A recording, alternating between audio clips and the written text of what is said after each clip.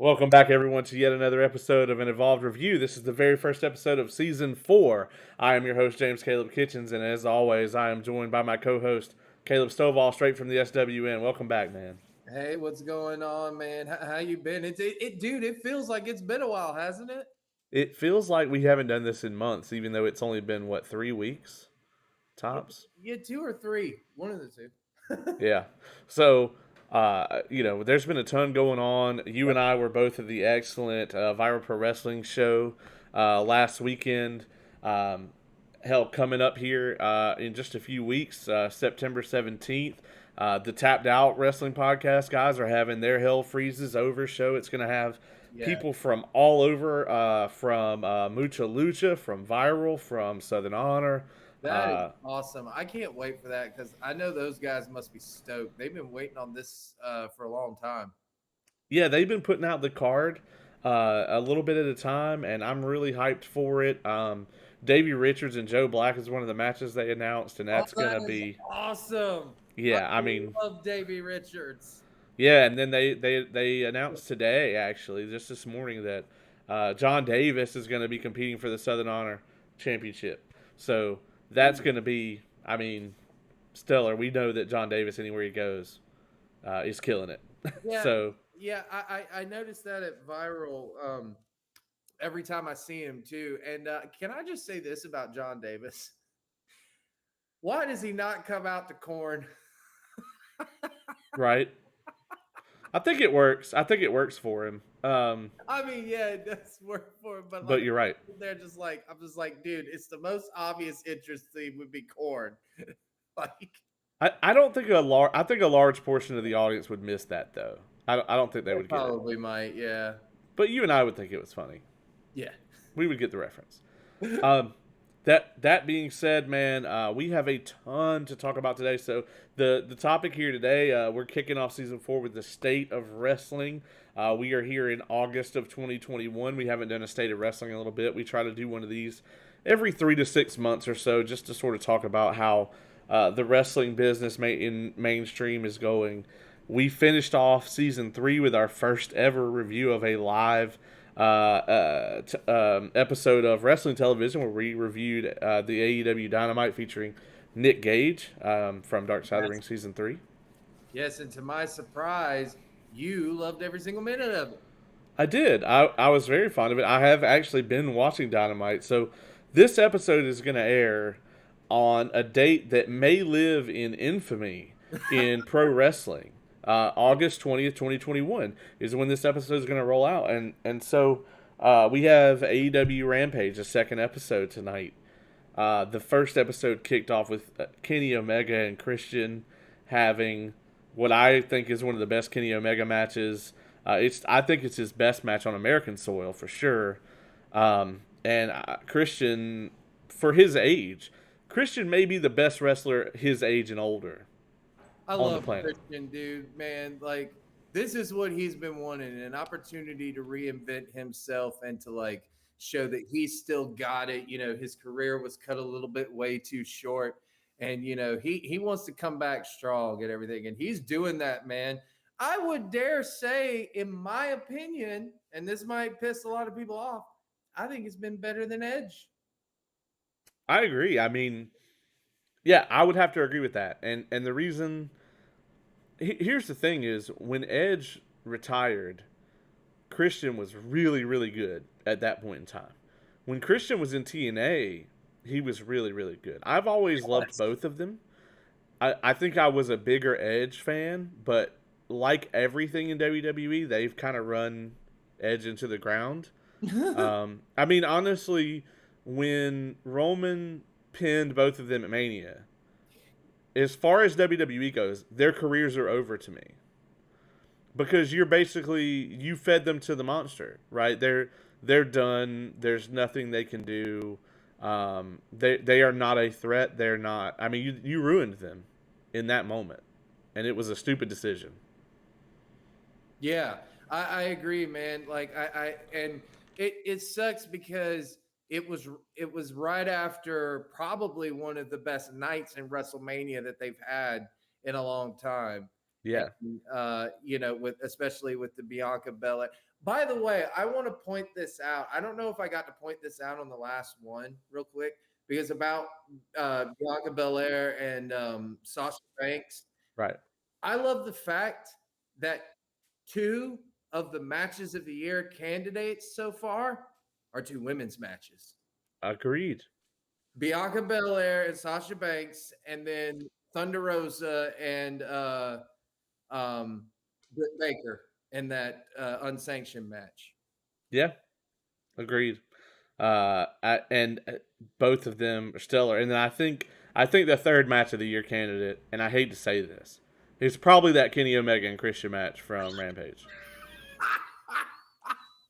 I'm sorry. I'm sorry because I know how much that hurts you. It does. I mean, Christian Cage can carry Kenny Omega through a great match. It's fine. Um, but it is. I mean, I like it. I don't know that I like that Christian's the Impact champion. Mhm. Because I'm not gonna watch Impact. I thought about maybe watching their pay per view though, since I have Impact Plus anyway. Um, Yeah. but that was a good match. It was, like I said, it was the best match I've ever seen Kenny have on American soil, and unfortunately, this whole situation with AAA and with Impact, the problem with this whole we're gonna have the multiverse and we're gonna put all the belts on Kenny and he's the belt collector. When it started, when he was winning them, it felt exciting. But the problem there is unless you're gonna have him drop all of them at one time, so like unless he's gonna wrestle Christian Cage and the winner gets all the titles, Mhm. you have your AEW champion losing titles on a national stage. And that's the problem is it's like, okay, so Christian beat him for the Impact title. But he is the AEW champion. So had that match been for the AEW championship as well, Christian would also be the AEW champion. Yeah. So I feel like it hurts Kenny Omega's credibility going into the future because I don't think Christian's going to beat him at all out. Yeah. Well, I mean, and we could question that. But here's the thing right now, dude. Like, and here's how I know that this statement is true. That and the statement is AEW right now is on fire. They are. Regardless of what you think of their booking, regardless of what you think of this and that, right now they are on complete fire. And you know who even agrees with that? Eric Bischoff. I was listening to the podcast and Conrad when they were launching Rampage, and he said, "You got any advice for AEW on launching a second show like this?" And this was literally his reaction. He goes, "No, I don't have anything to say because right now they're hitting on all cylinders. So what can I say?" Right. That's the right answer. Um, Like, let's talk about the elephant in the room, though. The giant, enormous, taped wrist, best in the world, quote unquote, elephant in the room. yes, All right. So the rumors, everything points to CM Punk making his debut tonight in Chicago, Rampage, the first dance. Um, what do you think, man? I want to know what your opinion is about this. If it happens, if it doesn't happen. if it happens, and and I'm sure we'll bring this up as well, but I'm going to go ahead and bring it in with this as well because it seems like the two are basically coincide. Um, if Punk comes in and if Brian were to come in, it it will change the game of wrestling as we know it. It will be a game changing move. If it doesn't happen, it will be the biggest flop ever. I It agree. will basically be the equivalent of Marvel hyping up a movie or a TV show so much, and then when people finally see it, there's nothing. Oh, so like Iron Man 3. Got it. Uh, Yeah, basically, I knew it was gonna be that one or it was gonna be something else. Which I mean, I couldn't pick, but I knew it was either gonna be that movie or it was gonna be one of the others. yep, definitely. Yeah, that's pretty much what happened. I agree with you. So I've said this before. We may have covered this in the podcast before. If you don't have him, I don't think you make any of these gestures that they've made, because every single episode of Dynamite, they've had little references in there, And so is he. right? And CM Punk is dropping little hints and stuff. So they've done everything short of actually announcing that he'll be there to build all this hype for him being there. Yeah. And that's it. That's the thing. Is like, if they didn't have him under contract, I don't think that they do any of that. Now, I am not like Tony Khan and I have very different opinions of what pro wrestling should be and what business should be. But I also think that he knows what he's doing enough to not do something like that. Yeah. I think they have to have him. I think he has to debut tonight. No, I agree. I think it's I mean, because here was my thing, right? When they announced, because it kind of was announced like this, when they said, this Rampage episode is going to be at the United Center in Chicago. And when everyone started chanting CM Punk, literally they zoomed in on the people chanting it. Yeah. Normally, especially if you're WWE, remember when crowds would do this, they would like shy away as to like try to like just look like, oh, they're just going crazy, kind of thing. But here, like AEW literally zoomed in on the crowd chanting CM Punk, CM Punk. And I'm sitting there just like, okay, he's got to come in. And I got the dates mixed up. I thought that this one was after All Out.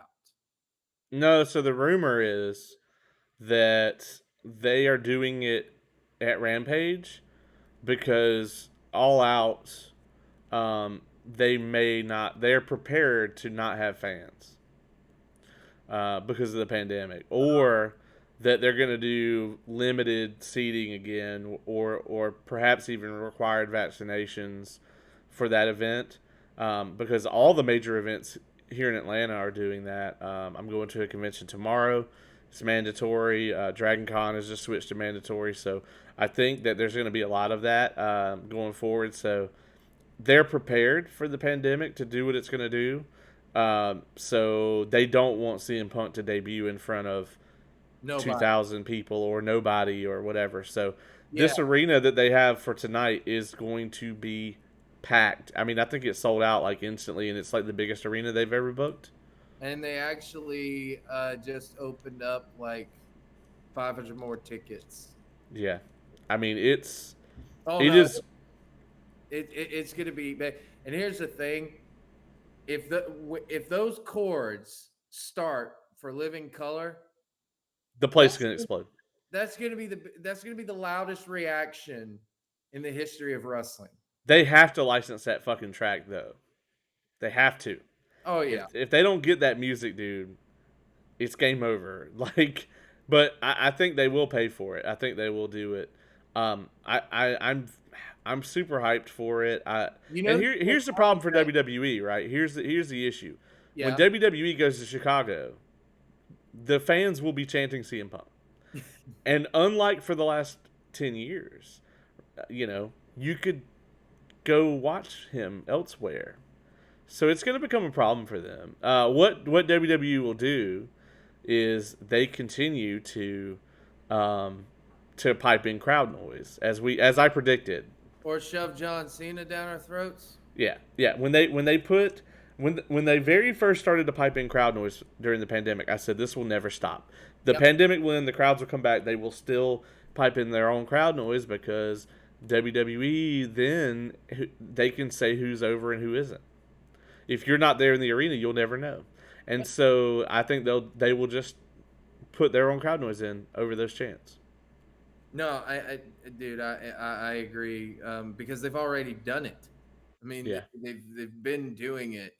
But I legit think right now, if Punk comes in tonight, it's well, obviously it's not game over for WWE, but they're in trouble. And that little comment that Vince made of they're not competition, I'm like, bullshit, Vince. If they're not competition, then why did you try to squash them immediately when launching on Wednesday nights? When they first came in, I thought AEW was going to be a big thing, and then as things went on and they fumbled and fumbled and fumbled, I was like, okay, maybe they're not going to be a big thing. And I think Vince had the same reaction, but now, I mean, ever since the crowds came back and they really got their shit together as far as how to produce live television, because Yeah. that's what they were really missing. I mean, they have all the momentum right now, and if Punk comes out tonight, it explodes from there. And it doesn't matter if they get Bryan or not. They'll be fine with Punk. They'll be fine with Bryan. They'll be fine with both of them. I think Punk is the bigger draw. Oh, If Bryan had retired from the neck injury stuff and been gone this whole time, and then now he comes back instead of him coming back to WWE and having them ruin him completely, then yes, he's just as big of a draw as Punk, maybe even bigger. But right now, he's not. I gotta say this about Bryan. He had one really good run there though at the end. He When did. he did that heel run and you had the Kofi Kingston match at Mania, I was like, this is tremendous. It was, yes. And my only complaint, which I understood why they had to do it. No one thought that Kofi was going to get that big of a reaction. And they were like, well, we obviously have to do this. You know, we have to put the belt on him. And they were teasing it and stuff like that. But like, I would have let him have a Ring of Honor run like he did, like he basically did when he was Ring of Honor champion. I'd have Right. let him held that belt that long and piss people off because Yeah. he was, and you could tell, dude, in interviews when he would like actually stay in character, he was great. But here's the thing: when if Brian comes to AEW, you're not gonna see the yes, Brian. I mean, people will still do that because, obviously, but like he's not going to be that type of Daniel Bryan. He's going to be like Brian Danielson. I think you'll be disappointed. I think he'll be both. I think you'll see more of a Bryan Danielson side of him, and he won't be able to be called Daniel Bryan, obviously. Right. But if you think the yes kicks and the yes thing, he's insanely popular for that. Like 100 million times more popular for that than he is for anything he ever did in Ring of Honor. Well, no, and I agree with that. Like I'm not saying, like I'm saying those are probably still going to exist as far as like fans chanting it. But I'm saying like he's going to be more like he's not going to be a cartoon character kind of Yeah, thing. I think you're gonna get about halfway between what he was in WWE and what he was in Ring of Honor, Yeah, which could be really amazing. It could be the best version of him, honestly. it could be, dude. I mean, he's learned so much, and he's one of the best. I mean, he's up there with Punk in ring work and everything like that. Like, and dude, that's pretty much like that had to have been if these two are coming in. That has to have been what they promised them. That it's like, okay, yes, both of you are coming in, and you're gonna work each other because, like, See, I I guarantee don't I don't that's know. what they wanted to do. Yeah, I can't 100% You sign on with that. I think Punk. I think they told Punk for sure, like, hey, this you're gonna have creative input in who you work, right? Because there's people he wants to work with. I Darby, think exactly. I think he would work with Brian immediately too, but I don't think they go right into that. If they do, it's gonna be interesting. I don't know how you come down like I don't know how you bring in Brian and Punk and they have this huge, enormous match, and then you change that. Like where do you go with them from there? It's gonna be a hard transition. Yeah, no, I wasn't saying that like they were gonna write or they were gonna do that like right off the bat, but I'm saying that like eventually they're like eventually this match is going to happen. Well, yeah, but like there's people like the internet's like, oh, it's happening it all out, and I'm Oh, like, no, it's no, not. no, I know. So, I've had that conversation with several people. I'm like, that's so stupid. Like even I like know that that's not gonna happen. Like I'm like, you don't want that anyway. You might think you no, want it, but you don't. no, Uh, absolutely not. But here's the thing. I already know that like CM Punk's itching to work with Darby Allin. One, he said it in interviews, and now you throw in Sting is in the mix, and Punk is a huge Sting fan. yeah. You already know he's just going to be like, you know what? You guys just let us do our thing, and we'll just give you great television. By the way, isn't Sting incredible? Like, Yes. Yes. Did you see the match last night yeah. Last week, yeah. or last well 2 nights ago, I guess. Yeah. Right. Dynamite this week. Yeah. Yeah. That Yeah. was awesome. I was like, "Oh my god." And here's the thing, some people were like, "Well, he no sold the table." And I just said, "It's Sting." Right. Like he's no sold a bunch of things. He has no sold a guitar shop from Jeff Jarrett. Right. I mean, you can do that if you're Sting. You can't do that if you're a random fucking edge lord indie worker that's on their fifth show in front of 30 people. Like That doesn't make any sense. When Lee- you're the most legendary person still wrestling today, you can do that. yeah, absolutely. Like I had no problem with it. And the crowd didn't either. That was tremendous. Like I loved it. It was great. Yeah. So that's the big news. With AEW, I gotta talk. We gotta talk about we gotta shift gears and talk about WWE for a little while. Unfortunately, Yeah, I let's talk I about him. I know you hate to be negative on the show. No, Uh, no. This is the part where we switch reversals. Like, not on this one. Not on this one well, because okay. This is the this part one's personal. This one's personal. So it's Mhm. this happened during the break. So you're already probably familiar with it if you've watched it, if you've been keeping up with things. But they all the news coming out of WWE is that there's been a significant change in the wins for NXT, and this was kicked off by them releasing I think 12. So a very sizable chunk of the NXT roster, um, several people who were, you know, prominent members of NXT television. So, you've got the problem with NXT over the last probably 2 years. Once upon a time, Takeover was the best thing in WWE. Yeah. Uh, every time they had one, and then for over the last 2 years, I feel like NXT's been hit or miss. And one of the problems with that makes it so hit or miss is every time somebody gets some traction, they get sucked up to the main roster and then buried, and then it's you're ruining people's experience on NXT by doing this. Yeah. Um, so they had a lot of releases. They had a ton of releases, and one of them was Asher Hale, aka Anthony Henry, and that's why I say it's personal because, I mean, the dude had been there 6 months. Yeah. He had literally just like uprooted his life and moved down there. Yeah.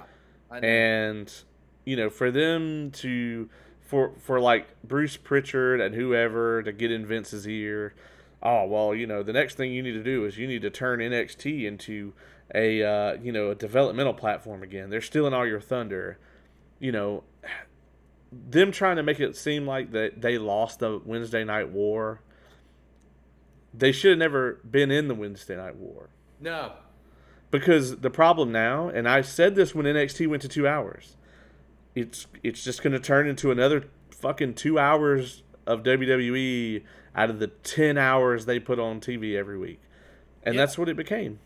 And they would put on like good shows at that, but we had all it basically just felt like everything else, like the format that they had was the best thing. And here's the thing, if someone got in Vince's ear and seriously said they're stealing all your thunder, you own them. How Right. does that make any sense? Well, and the other thing too is, NXT, when NXT came out, it was like, okay, this is the alternative to WWE. Even though it still is WWE, Yeah. it was formatted like a great indie show. Yeah. But then you have now, you have AEW, and AEW is truly an alternative to WWE. Mhm. Not saying that NXT isn't still good, but you could tell once the Wednesday Night Wars kicked off and they went to 2 hours, and Yeah. the focus became something else. It became about ratings. Vince McMahon, so prior to the Wednesday Night Wars, there were people in NXT that Vince McMahon didn't know about.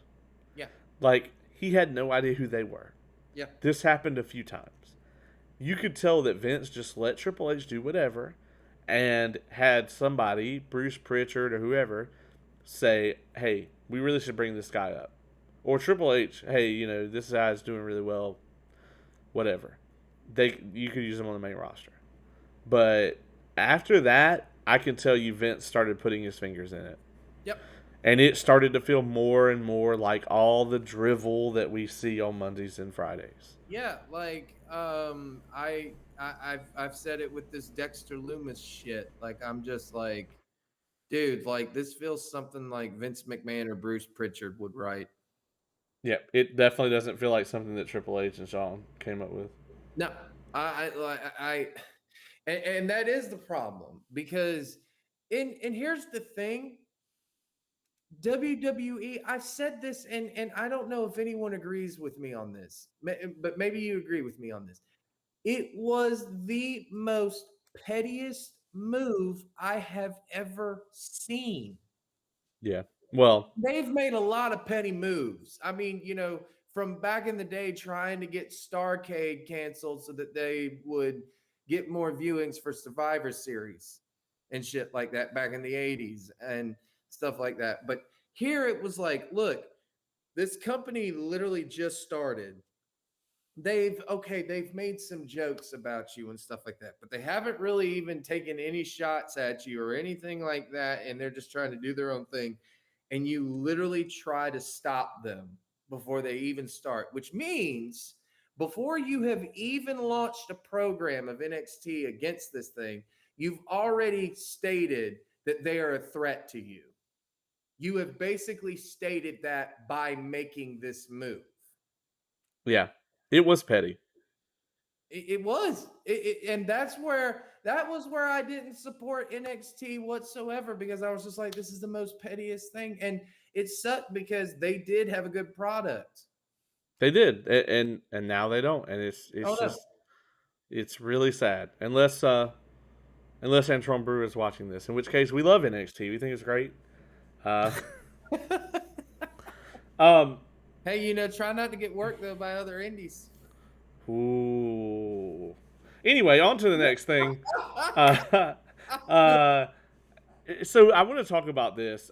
You mentioned this that, and I had looked at this as well. Wrestling News Source actually did Mhm. an interview with Henry Yeah, after his release, and they talked about 205. And this isn't gonna be mind blowing to anybody, right? We all know that, like, they had the first Cruiserweight Classic, and then they came out with 205 Live because it was a big deal, and then they massively dropped the ball, yeah. right? But first, they tried to feature it as a Raw thing, It was, yeah, yeah. and it was terrible because they would actually take the time in segments to like change the color of the ropes. Oh, WWE. Like This that is. made a damn difference. I'm gonna read a quote from this article from Henry talking about 205 Live. So they asked him about 205 Live, and start quote. Yeah, so my honest opinion on this one, not holding back. I feel like it's just filler. It's just there to be there. WWE is contracted to have a certain amount of content. I'm sure I don't know the details of that. However many hours you have to fill to get paid. I feel like that's 205 Live's purpose at this point. and that also prepping talent to be put up on NXT or use them and get them reps in until something opens up on NXT, which of course I was hopeful that would be the case for me. Um, for somebody that talented to be sidelined in such a way, um, yeah, I mean I I get it. It's because of his age, right? They cut everybody who was like a smaller person or anybody who was like over 30, I think. Um, I get that they want stars, but like that's not how you get stars. Yeah, and I'm sitting there just like no one can even tell that Anthony is 40. I don't think he's 40.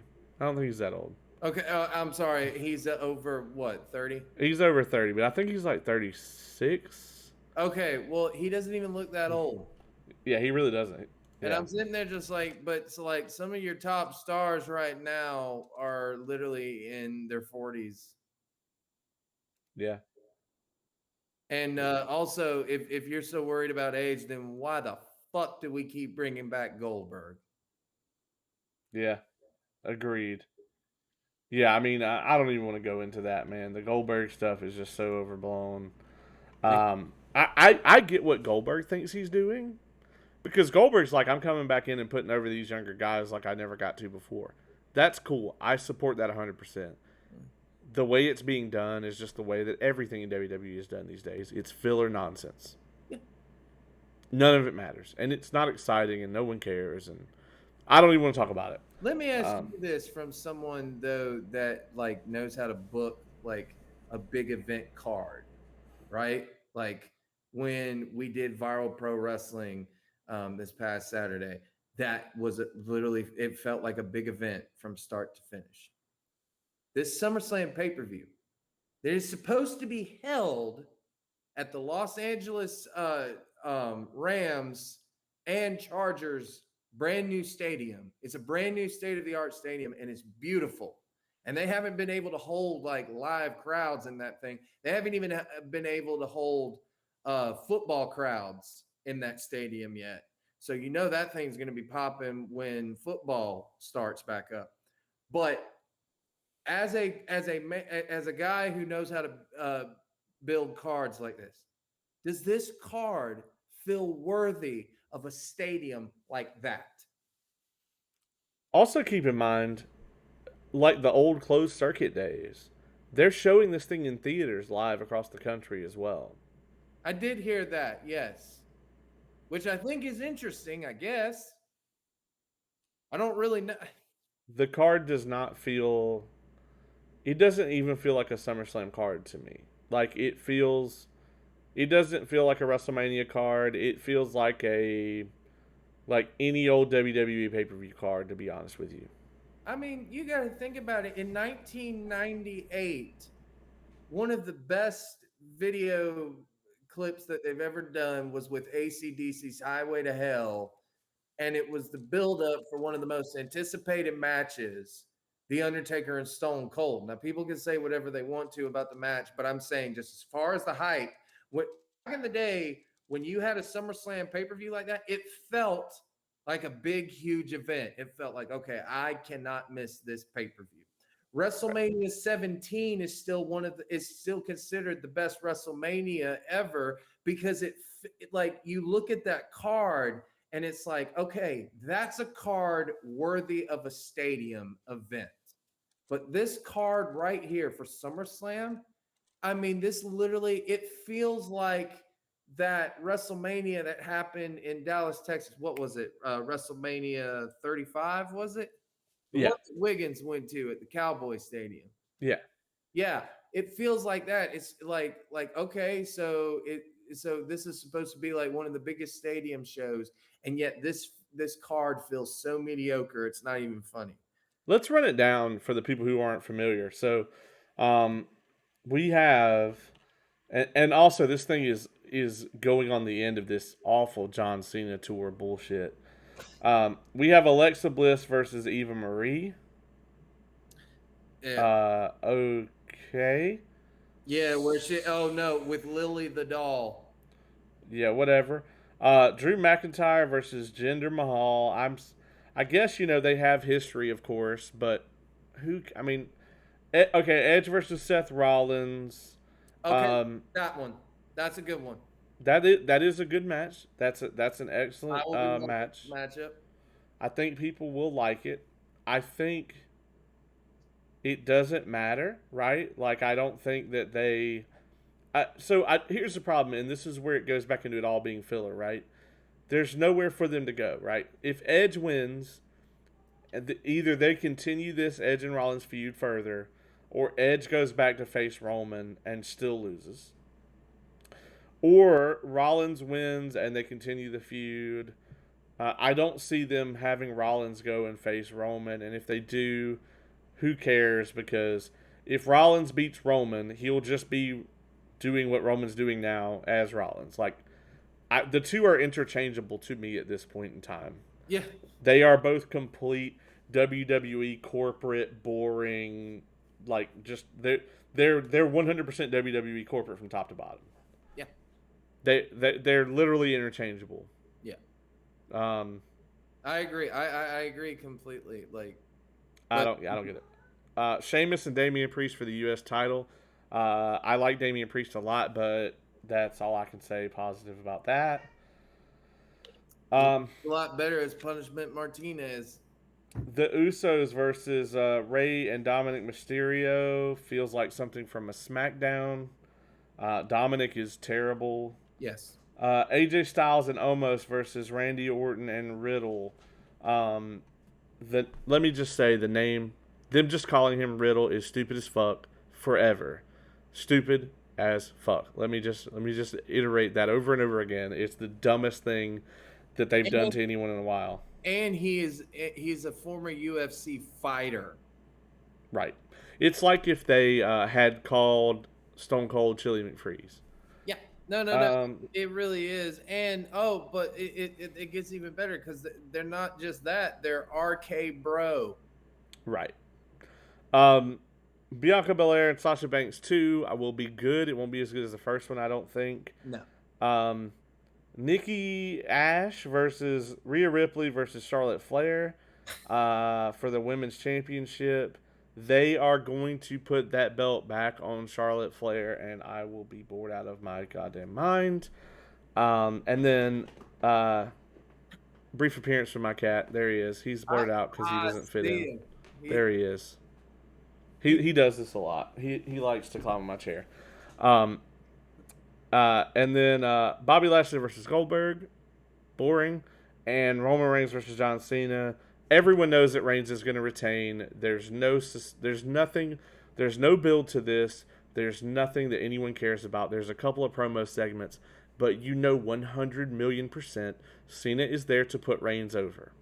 Yeah, because he's going to be leaving right afterwards because he's going to get back to doing more Suicide Squad stuff because they already said that they're going to make a TV show based off of his character. They've already shot it. It's coming out this year. Yeah. Yeah. Here's the thing. Okay. I don't mean to compare this to my own work because I feel like it's indulgent. Okay. Everybody pretty much knew that Legacy was going to walk out of there with that championship Saturday, right? I mean, yeah. But what we had going for us there was 2 years ago when he faced Lockhart at Infection 4, everyone thought the same thing. Everyone thought Legacy's leaving here with this belt, and he didn't. So when you're going into this one, even in your mind, you're like, well, yeah, Legacy's going to win. But you weren't sure.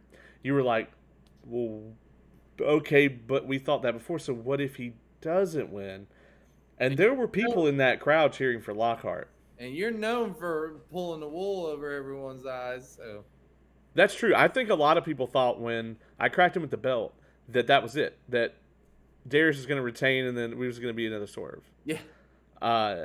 There were people, as soon as I came through, I heard people start, booing and like moaning and like making that like, oh, fuck, this is over with sound. That's how I knew we still had him. And I'll make a more popular reference. the end of Mandalorian season 2. You have seen it all, right? We talked about this. Okay. Luke Skywalker. Okay, Luke Skywalker being in there is this huge deal. It's the biggest deal I think I've seen in forever in a television show. I don't know that I've been more excited by anything in a long time. When they have Grogu on the rock and he's reaching out to this powerful Jedi, okay, there's only one person in the universe who it would make sense to answer that call, and it's Luke Skywalker. But you're like, well, they're not gonna get Luke Skywalker, right? There's doubt, okay? Even if the spoiler is obvious, there's doubt. With this, there's nothing. It's just Reigns is just gonna beat Cena, and that's it. There's nothing exciting here. To add to your point, if I could, I know that this had its problems back in the day, but Dusty Rhodes said it best about the main event for Sting and Hogan, right? It's like here's the thing about it. Like, yes, you know, you know, you knew somehow, some way Sting was gonna walk out of there with that belt. And that they were gonna and that he was gonna stop the NWO. He was gonna take care of Hogan because you knew it. Now, yes, a lot of that BS shit happened and everything like that. So, you can say what you want to, but the point is it's not always bad if the story has been good and well told, to have that predictable ending, because the people, while they know that that's what's going to happen, they're still paying. Like, the viral pro wrestling fans, it's like, yes, we know that there's a possibility here, but we're paying to see Legacy walk out of here with that belt tonight. Like, we want him. We are paying to see him, kind of thing. So it's good to give them that. But here, it's like you said, there's no there's nothing to do this. Like, yeah. It's the same. It's the same exact feud that they already had before he left the first time. It's really obnoxious because it's like, okay, Roman's been beating everyone for forever. Mm-hmm. You're not paying to see that again. Like, who are these people that are paying to see this?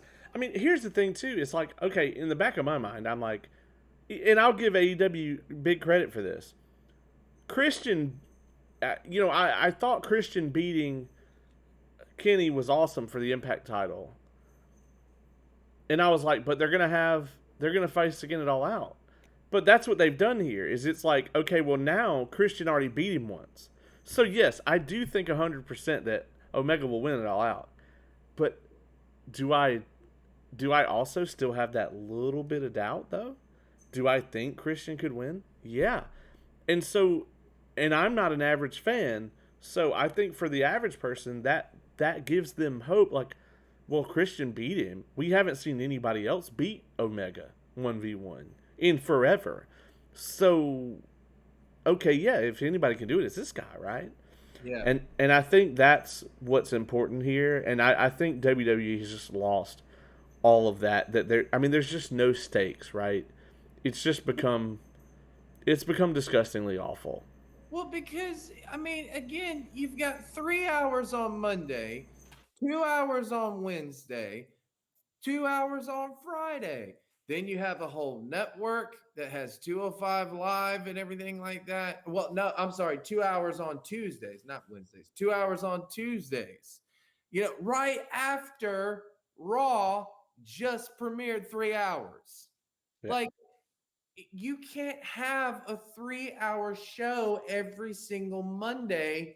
And dude, literally by the time they get to the pay-per-views, everything is already watered down. Like, I've already, that whole card, I've literally seen every single one of those matches on Raw. And there's episodes of Raw now that, there's pay-per-views now that aren't as good as episodes of Raw from 10 years ago. Yeah. And it's just bad, dude. But anyway, enough about WWE. So one thing I wanted to talk about before we get into Dark Side of the Ring, because that is one thing we have a minor update on, and we'll close out with that. But I want to talk about this article with that Kevin Nash had recently. Really? This was on 83 Weeks. Have you heard this? Have you heard about this? So I started listening to the podcast, but I haven't listened to it all the way through. So this is there's only one part of the interview I really want to talk about because Nash talks about Hogan being the greatest of all time, and that's very clearly false. But He's the greatest at drawing money. no, he's not. That would be Stone Cold Steve Austin. Okay, well, yeah, I mean, Uh, but Hogan's not the best at anything, to be completely honest, other than politicking, I guess. But that's not what I want to talk about. What I want to talk about is this quote from the interview. okay. Nash says, "I'll say it till the day I die. One of the biggest parts of our business that died happened at Hell in the Cell when Mick Foley fell 40 feet. It wasn't 40, it was like 16 feet through that table because now we took work and we have made it a stunt." Jim Cornette has chimed in on this as well, and while Jim Cornette is no real fan of Kevin Nash, he agreed with him on this statement. I have to say that it's an interesting thing. That's something that's way more interesting than I would expect to come out of Kevin Nash's mouth about the wrestling industry. But I do have to agree with him to an extent.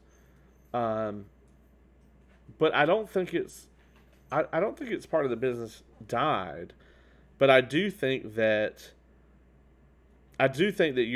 there's a lot of people who have tried over and over and over and over to to top that moment, and I don't think it's doable.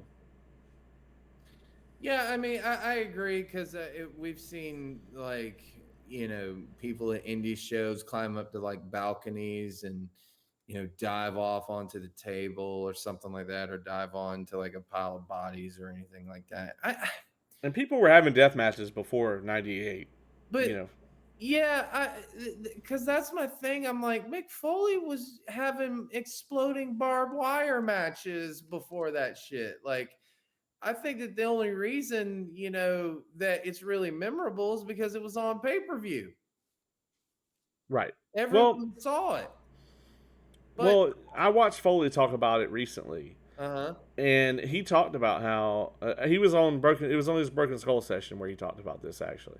Okay. So I don't know how recent it was, but he said him and Undertaker have both talked about how that match is going to outlive both of them.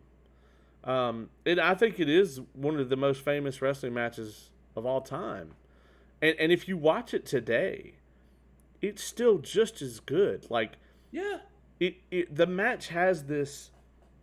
There's an aura to this match, like a feeling that you get watching it. Mm-hmm. It's horror and suspense and dread. It's like they just. It's like this match was it was just something else. It was this match just has a feeling to it that no other wrestling match has ever had and ever will have, I think. Yeah, no, I agree. And I don't think though it's just because of the so-called stunts in it. Yes, him falling, is one thing. But I think it's so much more than that. It's also the way everybody sold it. I mean, JR basically, like, let's face it, JR became famous after this night. Right. Everyone knew who JR was, but that was the night that he became JR. And I think a lot of people, including himself, overlooked that.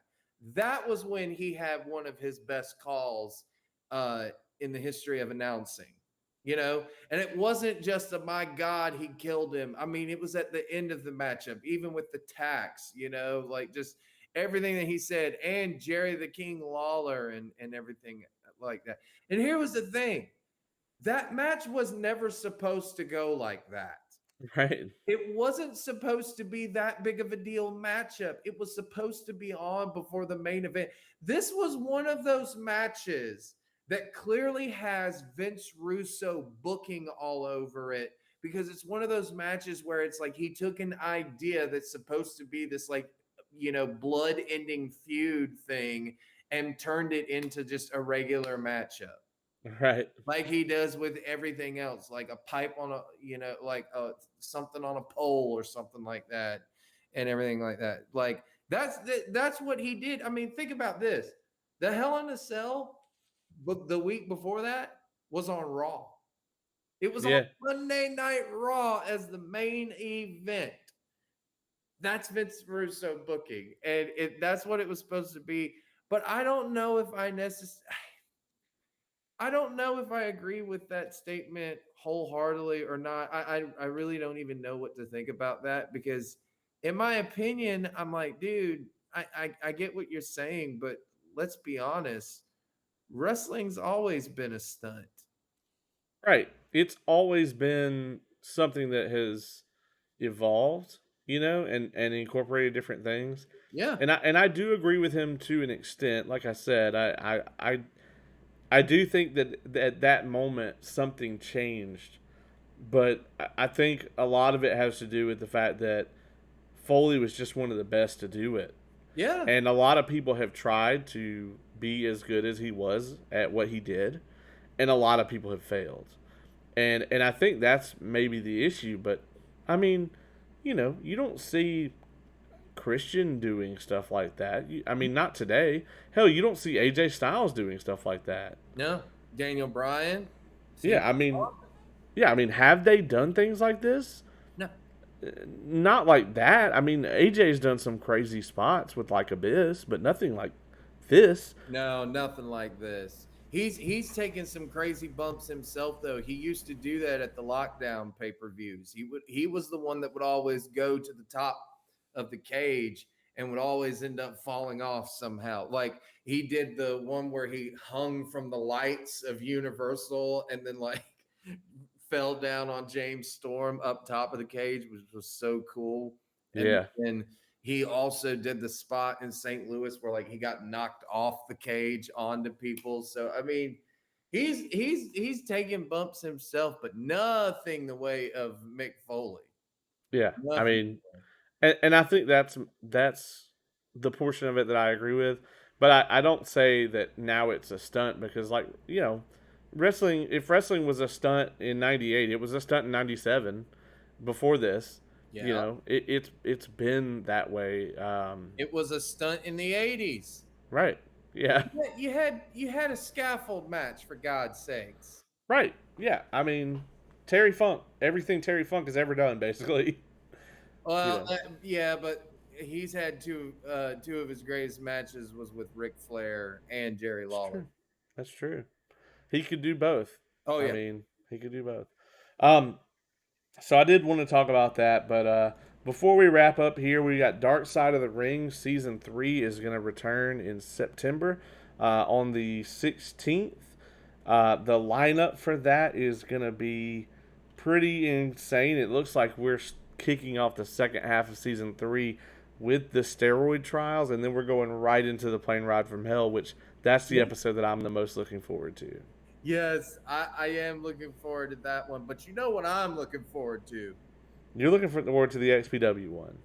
That one and the FMW. Yeah. Yeah, because honestly, both of those, when you called them, I was like, they're not going to do that shit. I said, nope. Yeah. I knew it from because I listen.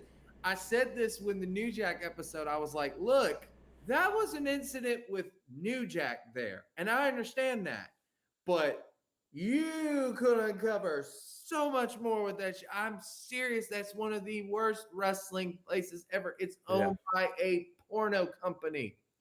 Yeah. I'm surprised they're going to do Chris Canyon third. I thought they would end the season on that with I that thought it because would too. they always try to end the season with some insanely depressing shit.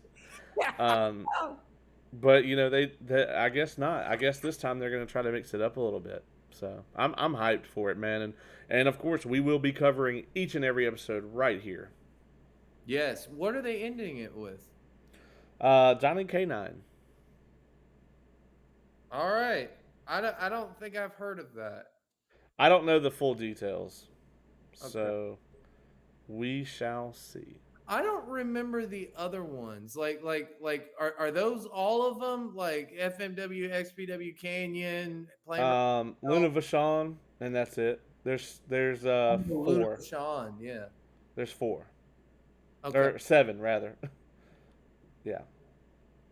All So 7 episodes. Yeah, no, dude, I'm looking forward to. I mean, obviously, I'm looking forward to the plane ride from hell because I want to know all about that. And then I'm really looking forward to the FMW one. I knew that one had to be one as well because, I mean, it was a pretty big promotion in Japan. In fact, like the IWA, I think that's what it was that Mick Foley wrestled for and actually won the King of the Deathmatch tournament. I think that's like kind of like how it spawned uh was from IWA. I could be wrong and they might go into that but yeah, FMW had a bunch of things because they were the first ones to really start the hardcore and everything like that. Yeah, ECW did it, but FMW was doing it before ECW. So interesting thing. Um, we're not going to get to see the benefits of this season, Dark Side of the Ring, but next season, Dark Side of the Ring, there is a voice that has a lot of wrestling stories to tell that is now no longer under WWE contract. Oh, would you be talking about one? Woo! I would be. And he is returning to the NWA. I know. I saw that. I was like, "Oh my god! Like, seriously? Am I alive for this moment right now?" Like, dude, I'm so watching that pay per view. I am going to get that NWA thing just because I want to see it. I I, So I've been rooting for the NWA. You know that.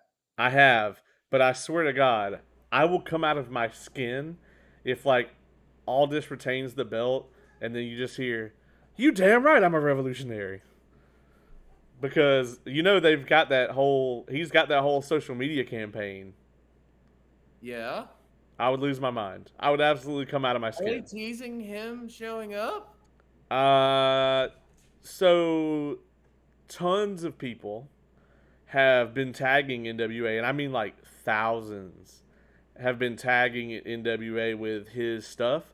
Somebody even photoshopped out the viral title and photoshopped him with the NWA championship. In that awesome suit that he has? Yeah, and even Antron Brewer tagged them and was like, "Get this man in there immediately." And yeah, I can't share. I do have some other details, but I can't share them on the air. But if this happens, I would lose it. I would absolutely just lose my damn mind. Dude, I would lose my mind too. That would be incredible. Then I Yeah. then I would never miss an episode of NWA. Oh no, me either. I think he would be an amazing champion for them. He would be tremendous. He'd be an amazing champion for anybody. But I Agreed. definitely think he should go to the NWA first, and then he should try to shoot for AEW. Yeah, I think I like I said, I think anywhere he ends up, he will be an amazing brand ambassador for them. I think he'll be an amazing champion for them. And I can speak firsthand when I say that. So Well, we only had like one of our hottest periods was him with the as champion. over 700 days. Yeah, So yeah, man, reigns like that don't happen often, especially on the indies. no, But but we're he's incredible. I yeah, I mean you know you're not going to get an argument from me on that. Of course.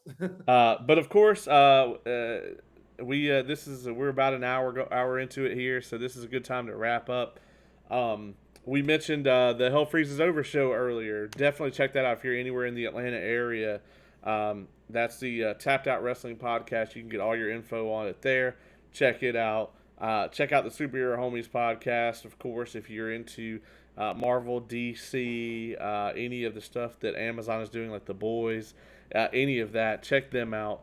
But of course, we want you to come back here every week. Now that we're on season 4, we'll be putting out our content again. We'll be reviewing all sorts of stuff, especially we'll be checking out Dark Side of the Ring when it comes back September 16th. Caleb, man, thank you for joining me here each and every week when we do this. Yeah, absolutely, man. And don't forget, we also got to do All Out. That's right. I did say we were going to do all the pay per views this year, so we will, of course, be talking about All Out. And you can bet that if CM Punk debuts in what it'll be right around 20 hours from now, we will We'll be be back talking next week talking about that. I don't care what we decide to do for next week. Yes. That will be talked about one way or the other. I So, will be losing my shit on this program if that happens. yeah, me too, actually. So, Yeah. that being said, we're kicking off season 4, and this has been an Involved Review.